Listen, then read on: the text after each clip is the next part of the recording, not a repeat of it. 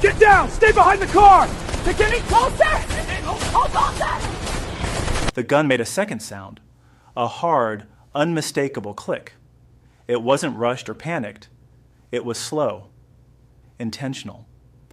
A warning that chilled the air around us. My lungs locked. Breath refused to come out. Every muscle in my body tightened as fear wrapped around my chest. Get down, Kwon murmured, his voice low but sharp with urgency. There was no time to question him. Instinct took over. I curled my body over my son, pulling him tightly against me just as chaos exploded around us. The SUV's windshield shattered in a violent burst. Glass rained inward like a storm of knives.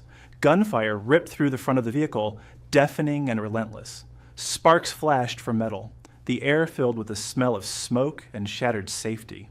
Kwon didn't hesitate. He shoved his door open and rolled out of the SUV in one fluid motion, already firing into the darkness beneath the bridge. His movements were precise, practiced. Someone who had lived through too many nights like this.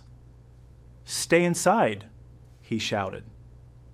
But fear doesn't listen to orders. Another bullet slammed through the door inches from my head. The impact made me scream.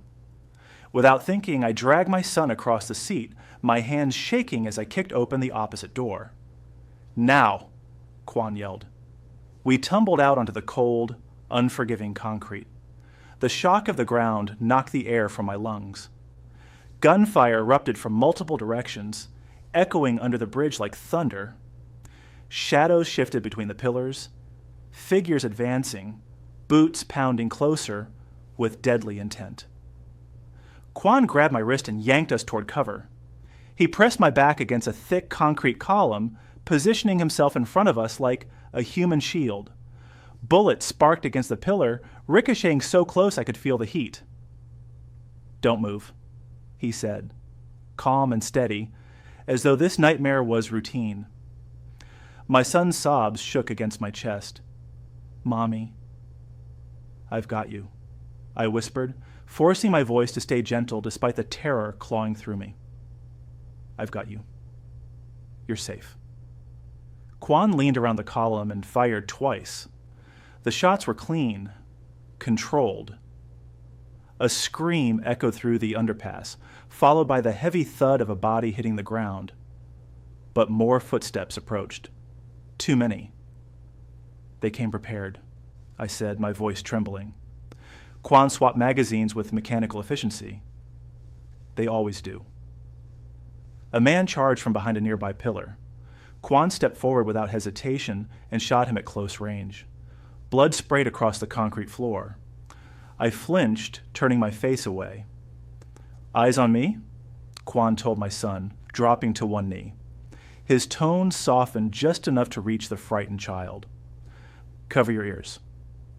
My son obeyed instantly, burying his face in Kwon's coat as though it was the safest place in the world. Watching that nearly broke me, seeing trust bloom in the middle of violence.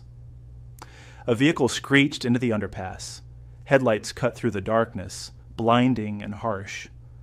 "They're boxing us in," I said, panic rising. Kwon muttered a curse under his breath. "Change of plan." He gripped my arm tightly. "When I say run, you run straight ahead. Do not stop." "No," I said immediately. "I'm not leaving you." His eyes locked onto mine, cold, determined. "You will if it keeps him alive." Before I could argue further, a small metal object rolled across the ground and stopped near us.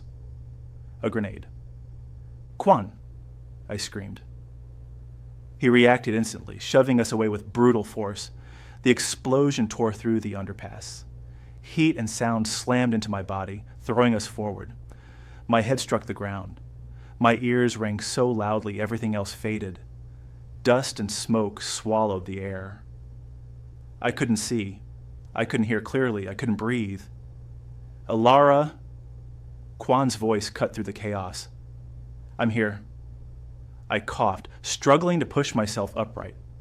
He grabbed us both again, pulling us toward a narrow drainage tunnel as bullets shredded the concrete pillars behind us.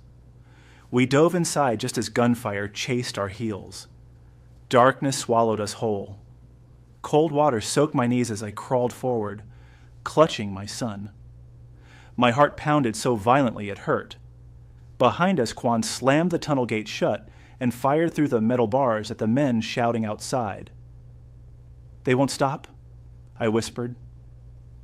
"They never do," he replied grimly. We ran through the tunnel, stumbling over uneven ground. The echo of our footsteps blended with distant gunfire. Finally, faint light appeared ahead. The tunnel opened onto a quiet service road. A black sedan waited there, engine running like it had been expecting us.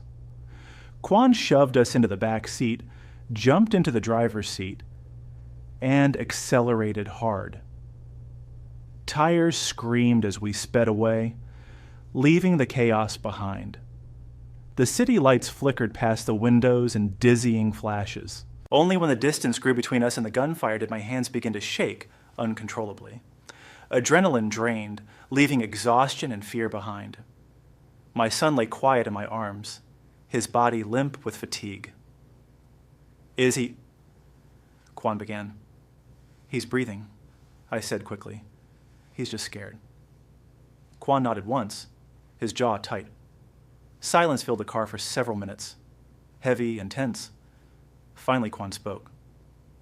"You should have told me." I snapped back, anger cutting through my fear. "So they could have found him sooner?" "My enemies already knew about you, but they didn't know about him. They would have protected him." I laughed bitterly. "Your kind of protection destroys everything around it." He didn't argue. Instead, he asked quietly, "Whose idea was it to run?" "Mine." "Who helped you?" "No one."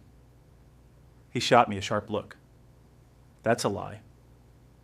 And before I could respond, his phone rang. He put it on speaker. "We lost them," a voice said. "But there's a problem." Kwon's grip tightened on the steering wheel. "Say it." "They attacked the secondary safe house. Everyone inside is dead." My stomach dropped. "Dead?" "Yes. And they left a message." Kwon's voice hardened. "What message?" "They want the child delivered within 48 hours. Silence filled the car like a suffocating fog. My vision blurred. "They know where we're going." "They don't need to," Kwon said darkly. "They're hunting us." Guilt crushed my chest. "This is my fault." "No," he said immediately. "This is mine." He drove into an abandoned warehouse district and shut off the engine. The sudden silence felt louder than the gunfire had been. He turned to face me. "Listen carefully. From now on, everything changes." "How?" I asked weakly. "I stopped running?" he said. My heart skipped. "What does that mean?" "It means anyone who knows about my son dies." I recoiled. "You can't just decide that." "I can," he said coldly. "And I will." He opened the trunk and began pulling out weapons, guns, ammunition, gear. The sight made my stomach twist. "This is exactly why I ran," I whispered. He met my eyes. "And it's why you survived." I hugged my son tighter. "I won't let him grow up like you." Kwon froze. The words struck deeper than any bullet. After a moment, he said quietly, "Neither will I." He knelt in front of my son. "What's your name?" My son hesitated before whispering, "Liam." Kwon closed his eyes briefly, as if the name carried weight. "Liam," he repeated softly. "I'm going to keep you safe." Then footsteps echoed outside the warehouse. Kwon stood slowly. "They're already here." "Kwon," I whispered. He leaned down and kissed my forehead once. "Stay back." Gunfire erupted outside, loud and immediate. The massive warehouse doors began to creak open. And behind us, inside the building we thought was safe, someone quietly raised a gun.